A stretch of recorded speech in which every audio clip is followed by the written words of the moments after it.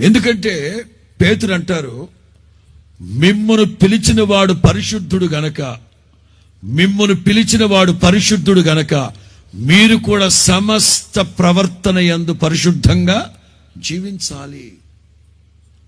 క్రైస్తవ్యం అంటే ఏదో నలుగురిలో నా కులములో గో అంటూ వెళ్ళిపోవడం కాదు.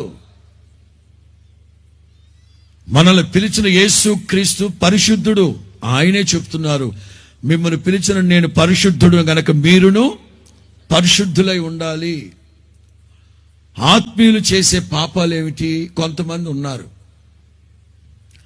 నేరాలు, ఘోరాలు, హత్యలు, మానభంగాలు, దోపిడీలు అవన్నీ వదిలేస్తారు. కానీ చిన్న చిన్న పాపాలు ఉన్నాయి. ఇంకా నిన్న రాత్రి శ్రీకాకుళంలో కూడా నేను సభలో వాక్యం చెప్తూ పెద్ద పెద్ద నేరాలు, ఘోరాలు మానేస్తున్నారు. చిన్న చిన్నవి అవి కూడా ఎందుకండి, మానేయచ్చు కదా. అయ్యగారు ఈ చిన్నది కూడా పెద్ద పాపమా? That kind of attitude will be disturb your holiness.